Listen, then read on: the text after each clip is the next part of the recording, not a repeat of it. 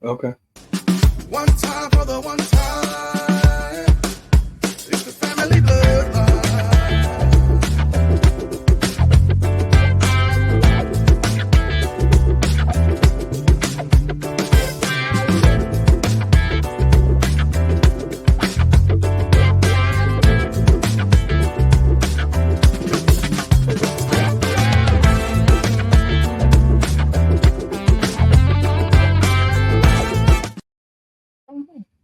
Welcome back, family.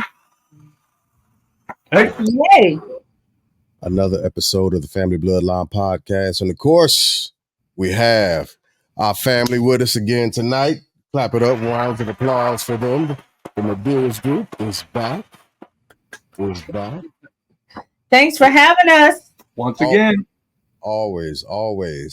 And first, before we get started, how has y'all's week been so far?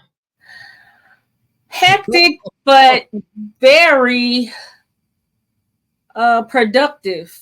Okay. We don't like to just say busy, because some people feel like you're omitting them, on purpose if you're so busy or whatever. But no, we've been very productive, and we're tired, but we're good. Mm-hmm. Yeah, it's been an up and down week, but mostly ups. That's good. Had to make some changes in the organization. Mm-hmm. But business has been good. We really got in front of Life Insurance Awareness Month this year. We started mid-August, just getting people ready. Yeah. And then when, right after Labor Day weekend, we hit the ground hard. And so we've got, we've helped a lot of families. More than 20 families so far this month. Oh, that's amazing. We're looking, and we had a presentation yesterday that got pushed into next week. Yeah. So we got that going on. We had a couple of successful Zooms. Had a half dozen Black women over 50, I'll say, that we're working on. And just helping people all over, young, old. We're doing a lot of juvenile policies. That's what we're really, really excited about, because we spoke to you last time about generational wealth. Right. And people always wonder, how does that happen? Well, you insure your child. And then as they get older, we have this one product. As they get older, they don't have to prove insurability. But like with this one product we have, they can increase it up to 5 times over their lifetime. And, they can use the money while they're living. So what's the difference in, I guess, in getting insurance for a juvenile versus an adult? What are some of the biggest differences? Oh, the price. The price, but also the underwriting. Yeah. It's one strategy we've been using. We just need the child's name and date of birth and gender, and they're approved. And then the best part of that is you then lock in their insurability, because one of the things we've also been running into are younger adults who are taking things like Adderall and other medications for ADD and bipolar and so on and so forth, and they're becoming very, very tough to underwrite. But with the policy that Stephanie was describing, once they become 18, now it's their policy. They can increase that policy 5 more times without any evidence of insurability. Mm-hmm. And what that means is, say for instance, they get diabetes or something as they get older, they have the policy. It's kind of like, I guess, grandfathered in, kind of like. No, not great. It's a rider. It's a guaranteed insurability rider. So if they get some type of disease, God forbid, but they won't have to prove that they are insurable. Yeah, they won't be questioned at all. Yeah. They just have to pay for the new premium. And it's capped at for the children with this policy that we're talking about. It's capped at $50,000. So, but I mean, if they get a chance to increase, like It college get up age, to whatever, 300,000 they can over use their it. lifetime without any evidence of insurability. Mm-hmm. I'm Yeah, very excited about that. Yeah, because that was something that I was about to ask about. I know there have been talks and different debates in political realms about allowing people to be insured without having to go through the hassles of, or not so much the hassle, but being denied insurance based off of health issues. Mm-hmm. And so expanding that down or over to juveniles who, like you mentioned before, might be on different forms of medication or may have grown up with some form of medical ailment, but were kind of covered or sheltered or protected because of their parents. Does that follow even with the rider that they would have once they reach the adult age of 18 to where they won't have to have another medical exam essentially? Correct. With this policy, they never have an exam. So what happens is you get them in while they're healthy. And then should they become unhealthy in their adult years, they can still get up to 5 increases on this policy with no medical questions asked. Then tell him what that looks like. Yeah. So it's fun. So you have a 16-year-old. So that premium is going to be about $35 a month. And then when the teenager turns 18, the parent who is the owner gives the ownership to the 18-year-old. The 18-year-old can then get an increase to $100,000 of coverage from 50 to 100. Okay. And just pay whatever that difference is in the premium. So now they have a $100,000 whole life policy. So as long as they pay this premium, this policy will be with them their whole entire life. With no. Yep. So if they want to later, a few years later, increase it to 150, all it costs is the premium. That's the only question. Can you afford the new premium? Answer is yes. You move forward, but your cash value is growing. Your access is there. It's a full-grown whole life policy. But if you come down with diabetes or something, even lupus, because we had a situation where one of our clients lost their daughter to lupus. Yeah.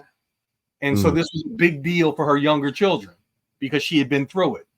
And so if she had this policy when she was diagnosed with lupus, she could increase it another $50,000, no questions asked. And that money, since you were talking about the cash value and stuff, so when they go to college, if they need something, like books, take a loan out for books or a semester, they've had whatever. It since they were knee-high to a grasshopper, so it has grown. Yeah, and I think people still don't get the benefit of insurance, especially when it comes to being able to pull cash value from a policy and pay for any supplemental things that might come up. For instance, books for college, since we're talking about that age group, or hopefully they wouldn't blow their money on this, but a vehicle, or even if they're a struggling college student, just being able to pay some form of rent or utilities because, times get hard when you're in college and you come up short on cash. Well, let me take you back to what you said about a vehicle, because imagine this. Let's say you've got $40,000 in cash value and you want to get a new vehicle, and GMAC will lend you $40,000. Would it be better to take that $40,000 from your policy and instead of paying GMAC every month, just pay your policy back every month? I'd rather take policy. At the end of your car note, you've got all the money back in your policy and you have a paid off car. Yeah, because they could do that in multiple different ways, right? If you got a $4,000 car and you come in with 25 grand, like it wouldn't be the wisest thing to pull 25 grand out of your policy. But let's say you just wanted to get this liability, a vehicle, and have it paid off. And instead of having to go back and pay the car note, which has an interest rate built in that's going to be a lot higher than what your policy actually would be, you've paid that liability off, and you can go on about your business without having to worry about the actual note that comes with that. Now you still have to go back and pay yourself back for the monies that you've pulled out, But the question then becomes, does that begin to deflate your compound interest, as it were, on your policy? Will that may continue to grow, or does the cash value continue to grow, or how does that look?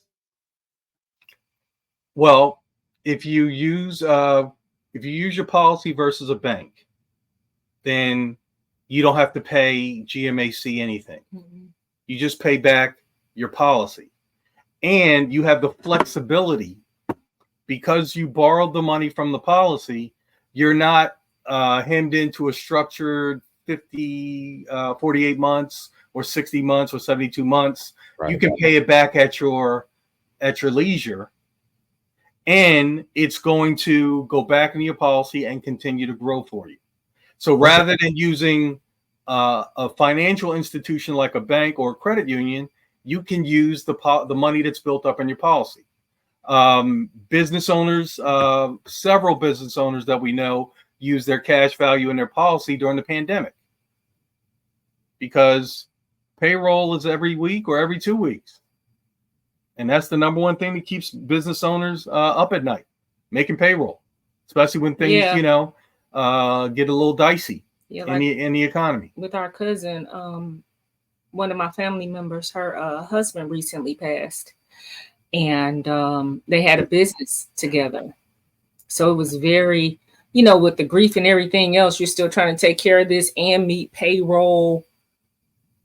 So she already had sleepless nights, but this added, onto it. Yeah. So life insurance was able to come in and keep that business afloat. Mm-hmm. Okay. Now you see why I was excited. Yeah, It's absolutely. exciting to me, and you don't have to go and dig into your the equity of your home, and you know what I'm saying. Do all this crazy stuff to just get your kid, to get your kids, to help with their education or things that they need or things that just may come up, because if they don't go to college, still they want to use it for an apartment or to buy a house or whatever they want to do, but it's their own money. Yeah. So you don't have to call and ask and fill out an application. Oh my goodness. And have a good reason for the loan. When you call the insurance company, they just want to know how much. Yep. How much are we sending you and how are we sending it? Wow. You don't have to, fill out an application and wait for a decision. None of that. That you have to do with a bank. If you need to get a loan from a bank, you need at least to be 30 days in front of that. Right. Right. You're not going to call the bank today and they're going to send your loan proceeds next week. That's not how banks get down. Mm-mm. They're going to take your request through underwriting. Yeah. Like they do with life insurance. They want a blood sample. And they're going to want, they're going to want all this, collateral and statements and all this other stuff. When you can just call the life insurance company and say, hey, I need $5,000. Could you wire to my account, or could you overnight it to my house, or could you put it in the mail? Yeah, because it's yours. Look, wait, it's not. Is it dirt anymore? Dirt? No, you changed it. The boss dog. The boss dog. Okay. What's up, the boss dog? They was talking about me. You know what I'm saying? The last 2 weeks, I was like, people call me the boss dog, and my family don't resonate with that. They be like, nobody call you the boss dog. Everybody call you dirt dog or dirt or whatever. So we had our family reunion the past, 3 weeks ago, Jig? 2 weeks. 2 weeks ago. Yeah. We had a family reunion, and I'm sitting there calling my son came up and called me the boss dog. And Wanda, she was like, don't nobody call you that. Everybody called me that outside of y'all, you know what I'm saying? And she was like, the family don't resonate with that. So I say from her on out, I'm going as the boss dog to make y'all resonate with me. So that's what that's all about. Well, if I slip up, forgive me. No, it's all good. Hey, but I think both things can be true. He can be dirt and he can be the boss. Yeah, right. I think thank you, Lynn. I think my family didn't resonate with. You would you just missed what we were talking about, and especially with your boys or all your kids. Because how many do you have? He has like how many? I'm kidding. Anyway, you on one hand. He's on They one hand. count. You good. No, but that I think that what we were just talking about would probably excite you. Do you think so, James? I'm sorry, Jay Glass, the movement. Yeah, Talk to me. Talk to me. it will. I think it We were will. talking about juvenile policies and Ooh. you know, the benefits of locking in your juvenile's insurability for a lifetime. It's like it's generational wealth. Like And Yeah, then so when people heard juvenile, like I just resonated Right. with it, I thought a bear turn. You know what I'm saying? Like, oh, Right. right. yeah. So- or the rapper. I'm sorry, yeah. Same thing, kidding. Never mind. no, just speaking Look, on. it's not a listen, it's not a juvie policy. No. It's a Yeah, juvenile. 'cause- so correct. So just speaking on like my oldest child, we had to get a DJO into effect, you know what I'm saying, to monetize the situation between us. Because it was it went left. It went so bad with my oldest child. You know what I'm saying? And How old is that's the girl, right? What's up? I'm trying to remember. It's 15, something like that. oh no, man, I got kids. I got kids. You know what I'm saying? Adults. He got adults and he got juvenile. Yeah, Yeah. that's my baby. Yeah, that's my baby girl. So with one of my adult childs, I had to Okay. I had to deal with that situation, you know what I'm saying? Get the DJO into the situation because I wasn't a biological father of the first child, you know what I'm saying? So I wasn't a biological father. So she hit me with that term like, "You not my real daddy." When she say that? Oh, cuz it was a whole Look, situation. she's trying to win an argument. Right. She's trying to win an argument, right? Correct. I watched Steph lean all the way back in our chair, and I had that same call from my wife at the time. That I'm in the second marriage, but this is my previous marriage, and my first wife called me, and she told me like I got a situation going on at home, and why I'm at a poker game, Jig. I'm playing poker Saturday night. You know, They every let you Saturday answer night. the phone. They let you answer the phone while you playing poker. Yeah, I answered them. Yeah, I did because I'm an adult. You know what I'm saying? I'm being responsible. Gotcha. You know what I'm saying? I can speak to I have to speak to my wife. Well, Nobody else. You know what I'm right. saying? Mhm. I got to make sure it's not an emergency. And in this case, it was an emergency. Her and my daughter at the my oldest daughter at the time having a confrontation at the house. And my wife called me like, ooh, like she didn't put hands on me. Ooh. So it was a whole situation shift. You see what I'm saying? So When was this? He like 1990. You're right. Okay. You see what I'm saying? It's a long time Okay. ago, Jig. Yeah. All right. So yeah, it's situational shit where I had to step into a situation where I had to defend my wife over my child. And I'm it's proud like, of you though, because y'all supposed to be the united front. These kids be wow. messing up So, everything. so I had more of a relationship with my kids at the time, which I still do. My relationship with my kids at that time and this time is still way much genuine. And me and my wife my ex-wife are on great terms. Good. You know what I'm saying? But For and it peace. was a situation where she understood that the kids backed me and the kids thought I backed them as opposed to, hold on, wait a minute. Let's peep the situation, like time out right there. Like, I love you, I respect you, but Mm-mm. no, Don't do mama. No. you will not on this front. You know what I'm saying? So, yeah. Life insurance would have been a good look at that point. That's bail So when money. I heard y'all talk about the GGO, I was just talking about like, oh, wait a minute. It just brought back old bad memories. Right. And yeah, it was just I'm just You got glad. tricked. I'm glad it's in your past. Woo. Right. correct. Because Jay Glass was like, hold up, wait a minute. Is that what he When told all me? this go down?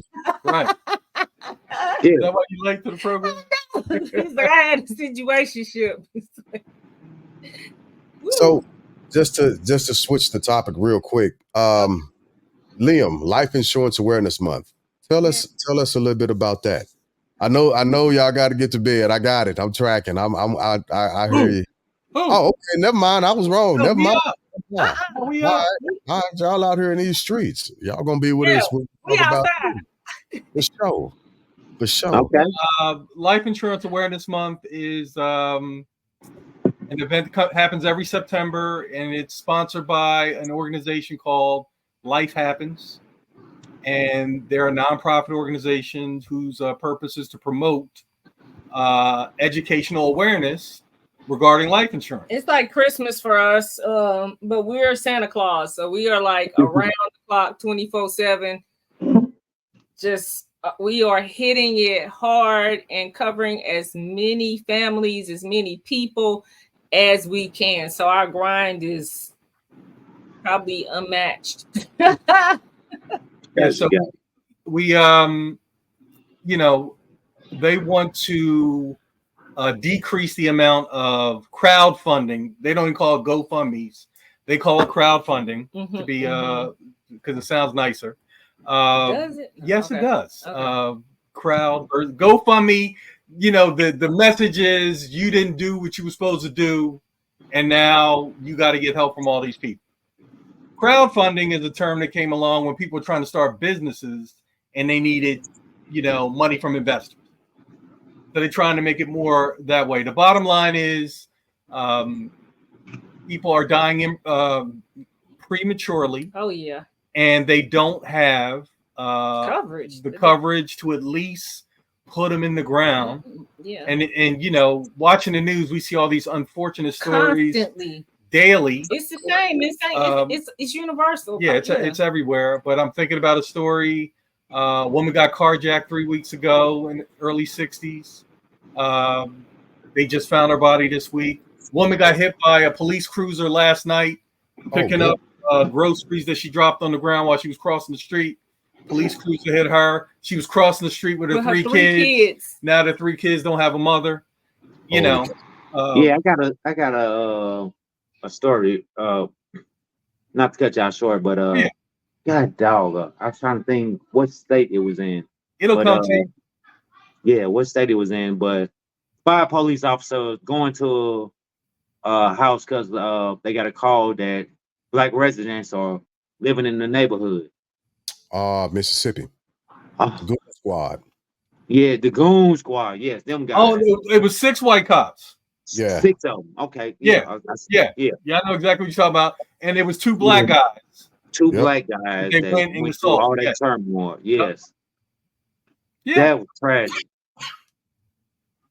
Yeah, so we're dealing with this all the time. Premature death and disability on we're not trying to chastise anybody. We are literally trying to help, to inform and educate, like you said, so you can have options, because you might think it's easier to ask for money, but it's not.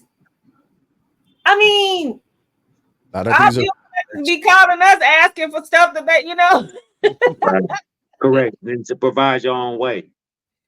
Yeah. Or have the necessary things set up, you know what I'm saying? So you'd be great. Yeah, like for real.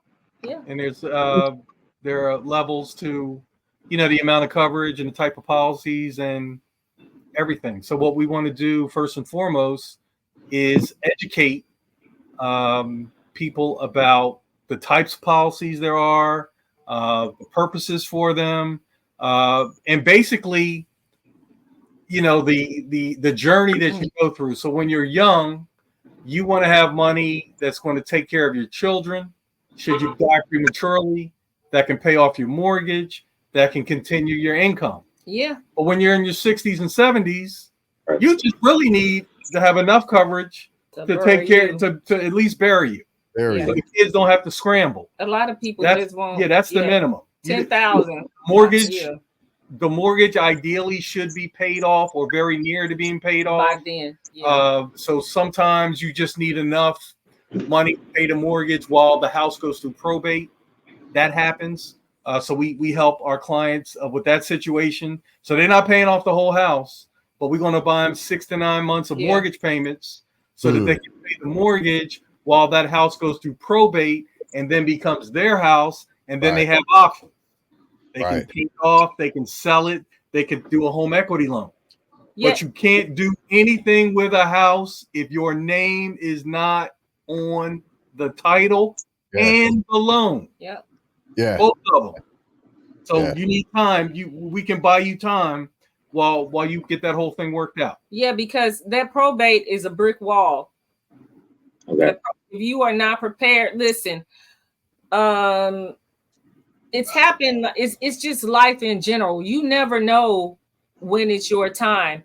So if you don't know your spouse's, if you're not on the bank account or your mother or whoever else, because if you don't have that information and you are not a part of it or legally on, you know, what am I trying to say? Legally allowed to access accounts, you don't have access to that. Right. Meanwhile, you still have a house note or rent.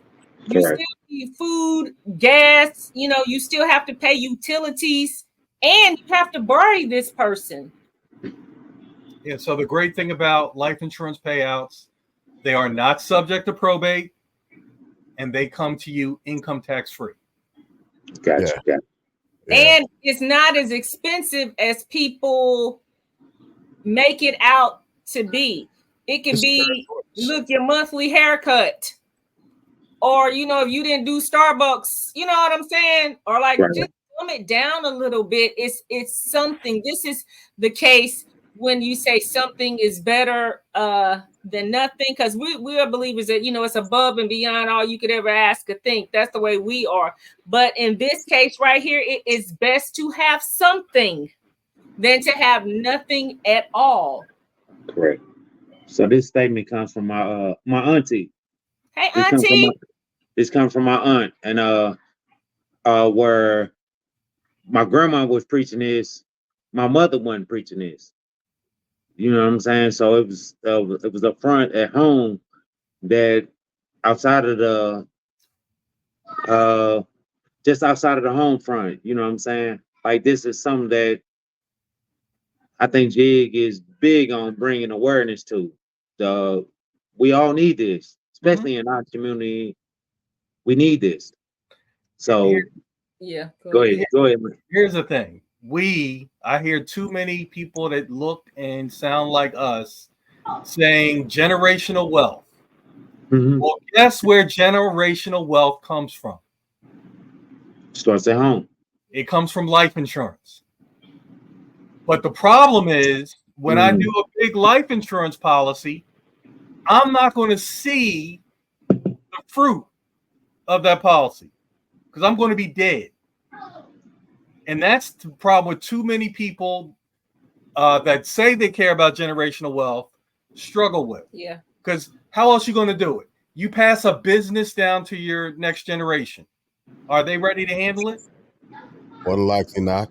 No. Or don't even want to be a part of it. They just want the money from it. Yeah. Don't care about it. Yeah. Same thing with a house. How many times has the house been passed down and nobody wants to live in the house? Nope. Yep. They just sell the house. So now here, the one, I was so fortunate to start my career off in a lily white firm. And what I realized watching the other side do things, they got rich and they stayed rich with life insurance. That's crazy. Nothing else. It's crazy. And it seems like it's like this big, huge secret or something magical or like something where we just say, oh, well, that's something that we can't obtain because we weren't taught that when we were whatever.